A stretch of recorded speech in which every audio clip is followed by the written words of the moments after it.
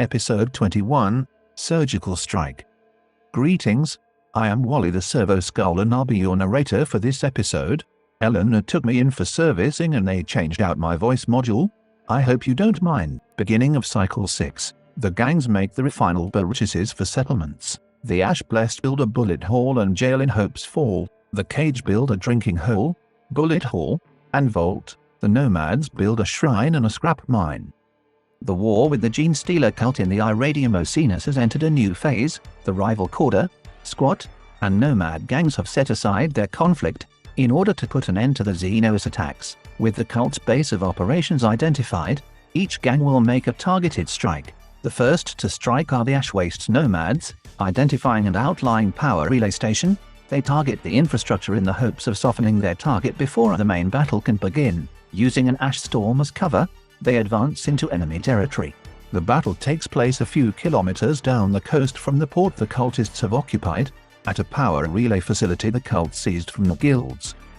The mission sees the Ash Wastes Nomads sneaking up on a power relay station, defended by Genestealer cultists. The sentry rules are in effect for the cultists, and the goal is to get past the station's defenses and destroy the pipeline. Failing that, their goal is to destroy fuel stores kept in tanks at the base. A portion of the cultists did not deploy on the battlefield, and will instead arrive via two vehicles. The first will show up on the turn following the alarm being raised, or will otherwise arrive turn 5, when the alarm is also automatically raised. The second will show up turn 7. If the Nomads are successful, the final assault on their opponents will be much easier. 18-inch visibility is in effect due to the Ash Storm. The gangs. The Ash Wastes Nomads David's gang include his leader with long rifle, blast carbine and mono hook, 2 champions with charge casters, 3 dust riders with chain glaives, 2 with long rifles and 1 with a web gun, as well as 5 dust runners with a mix of blast rifles and long rifles with auto guns as secondary weapons. The full roster can be found in the PDF in the description. The Genestealer Cult consists of an alpha with needle gun, power sword and flensing claw, early gen hybrids with mining laser and heavy stubber, an aberrant with power weapons, early gen hybrids with auto pistols and fighting knives, neophytes without guns, and some with hotshot lasguns, 1 with a shotgun and 1 with a shock baton and bolt pistol. The neophyte with shock baton and bolt pistol deploys on the cult's truck, arriving after the alarm is raised along with 2 cultists with hotshot lasguns. The alpha hybrid with mining laser and aberrant deploy on the cargo 8 ridge hauler arriving turn 7. Deployment.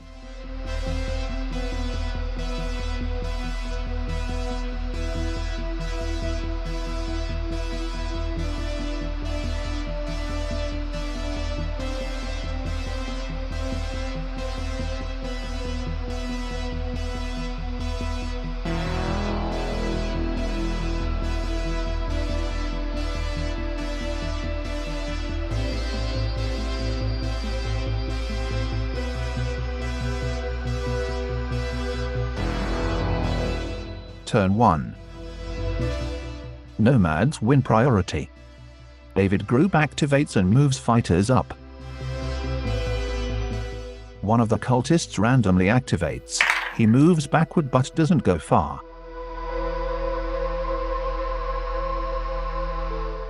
David moves up another fighter.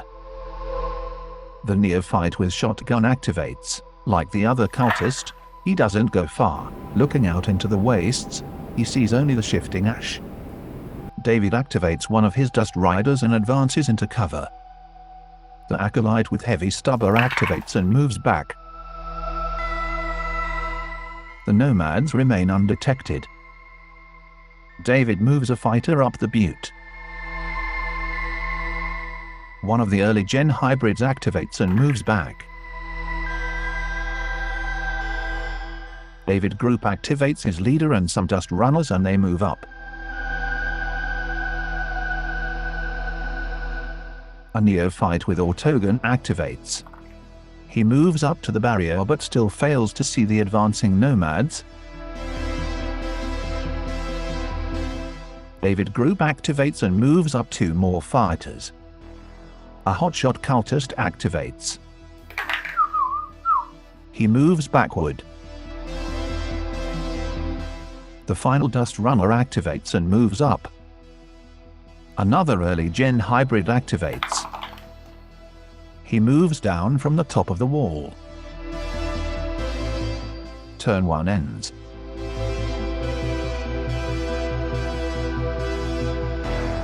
Turn 2. And then. Alright, so I'll go first. Genestealer Cult's win priority. The early gen hybrid with the heavy stubber activates. He heads down a level.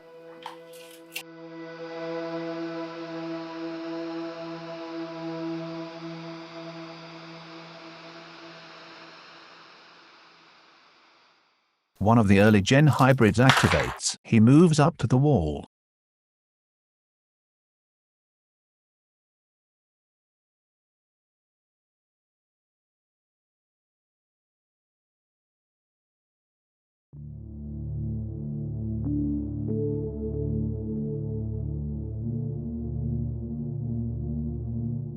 The same early gen hybrid activates again. Back away from them. Oh! Wrong way. So, it's a very good chance that he's going to pass said test. Not over yet. Nope, he doesn't spot you. See? I'm going to charge this guy then. Yep, go ahead.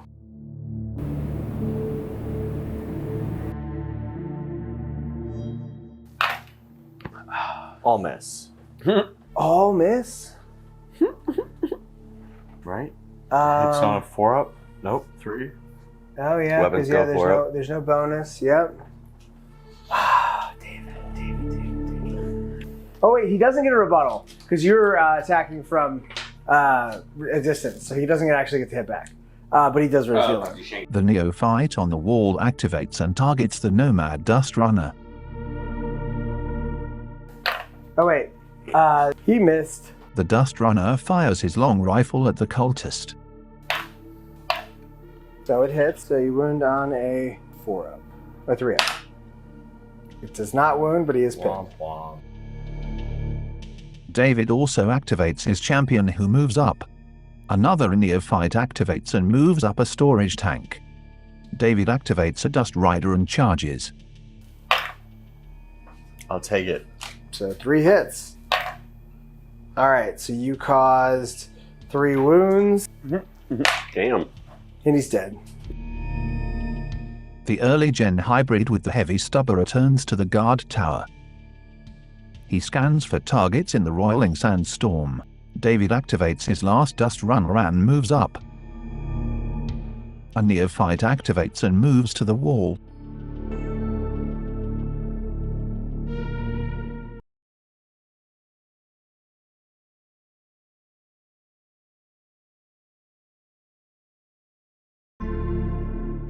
One last neophyte activates. The round ends.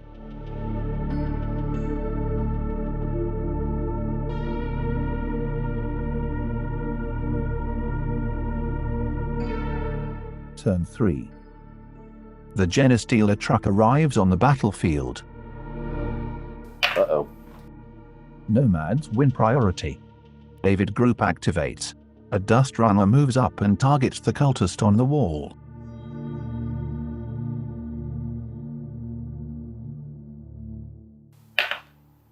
Alright, so it hits. And strength 4 against toughness 3. It wounds on a 3-up. So it will wound. It's a 5-up. He does not save, so roll a single injury roll. And he is seriously injured. Alright, so he gets knocked back, seriously injured, falls right by the ledge. Oh. Hit. It wounds. Save. No. Alright. David activates another Dust Runner who moves up and targets the neophyte with Hotshot Lass.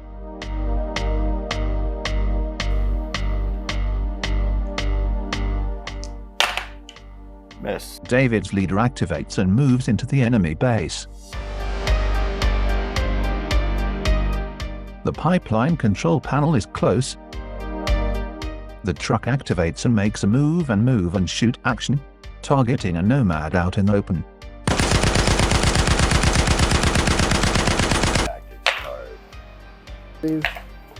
Alright, so one will wound. They both are flesh wounds, so he's pinned and has 2 flesh wounds, so the next one kills him. But he survived getting shot up with a heavy bolter.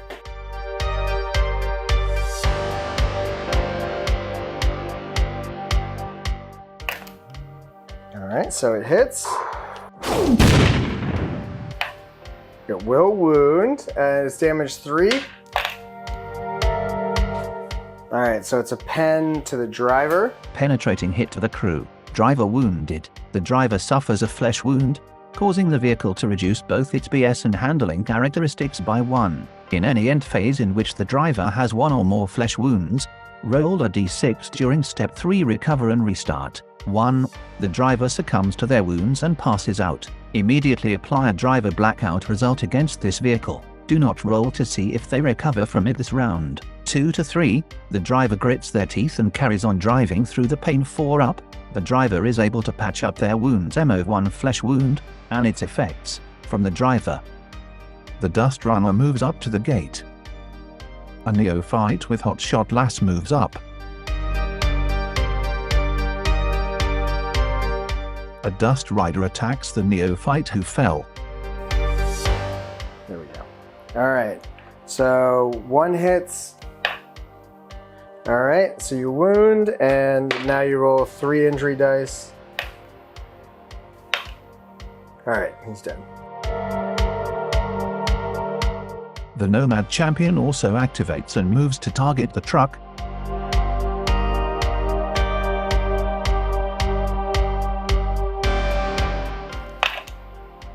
It's a hit. Nope. A neophyte with Hotshot Lass fires at the Nomad Champion.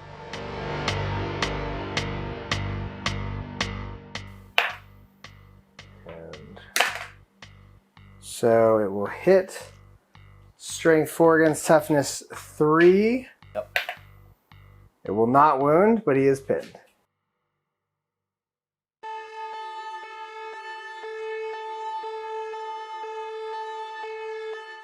Another Dust Rider moves up.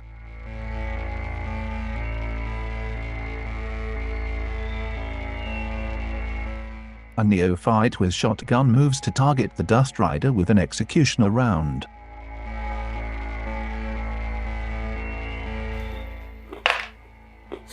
Alright, so it will hit.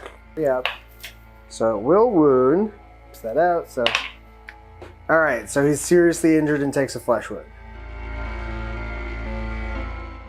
2 up. It does not wound.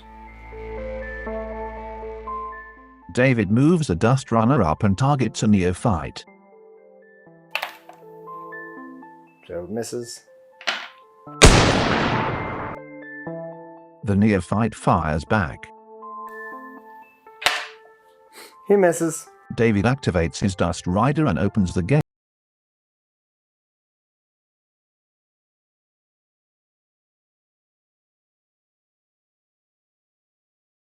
So he's going to jump down. It's an agility check.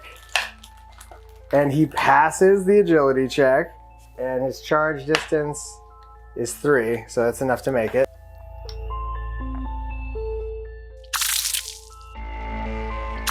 The hybrid manages to seriously injure the bug and rider and cause them. 52. Eye injury. The fighter goes into recovery. In addition, their ballistic skill characteristic is decreased by 1. David moves another fighter up. He targets the truck. So yep, hitting on 3 up. Alright, so it hits. Strength 4 against toughness 7 is a 5 up. The hybrid with heavy stubber targets the Dust Rider who breached the gates. Alright, I'm going to go ahead and only fire 1 of the... So it does not hit. I think we'll turn... And we'll be able to take a shot at your...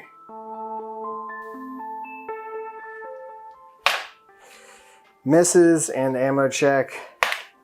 Fails the ammo check on the hot shot.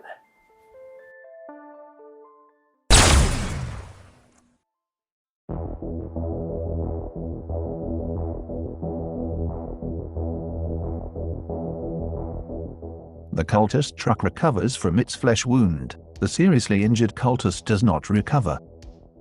Turn 4. David plays the tactics card bait and switch. Select 2 friendly fighters on the battlefield, neither of which is engaged. Swap the position of the 2 fighters. David swaps the injured Dust Rider for the champion with Charge Caster.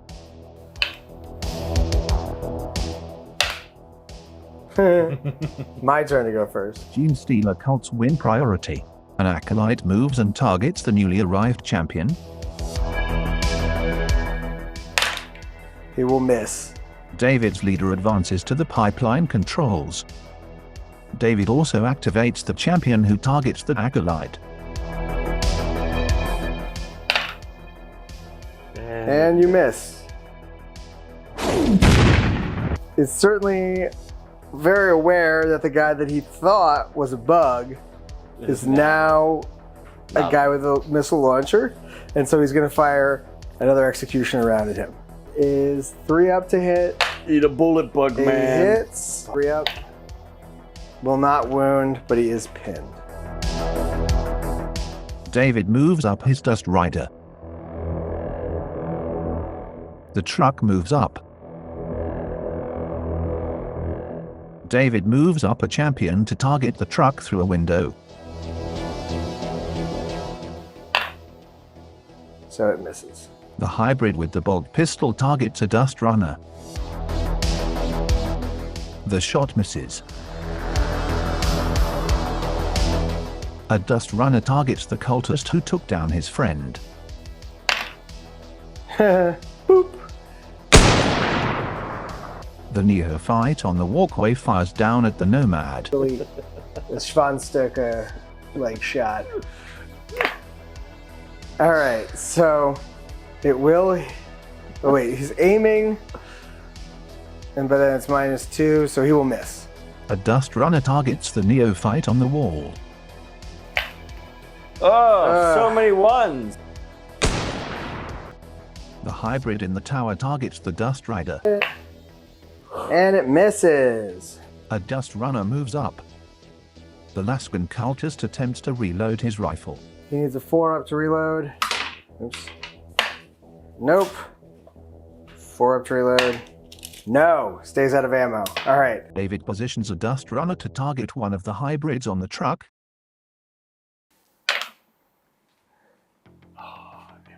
Wait, I don't know what gun it is.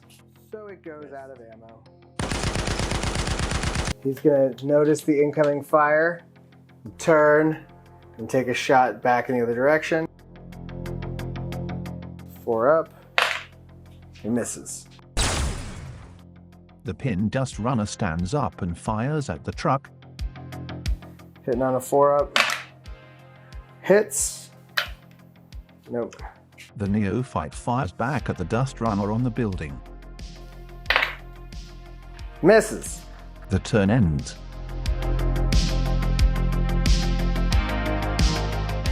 David's leader stands ready to complete the mission.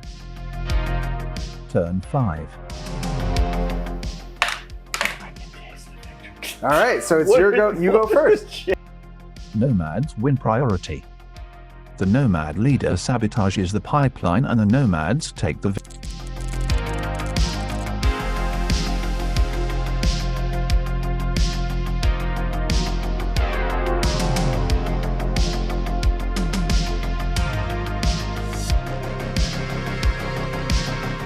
conclusion.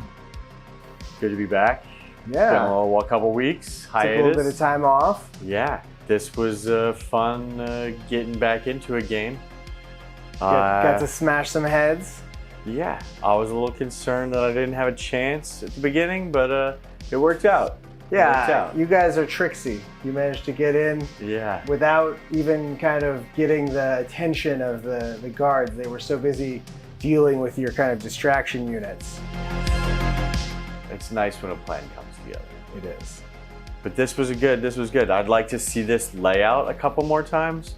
I'd like Yeah. to kick Sean's ass in this layout. You know, Yeah, just- so yeah, this layout will definitely be used for the next few games because these are all games going on in this same sort of port area. I'm So, a fan. All right. Good one. So yeah, the Genestealer Cult really, they did some damage. They have punch to them. They tried their best, but the Ash Wastes Nomads are masters of sneaking. And as this ash storm settles on this area, it's going to get harder and harder for them to defend this territory. So looking forward to sort of unveiling the rest of this this round of kind of invasion and see what everybody brings to the table. David's gang earns 80 credits and 3 reputation. The cultists alert their kin and scramble to defend their base now that it has lost power. Gates for the base battle will be unlocked. My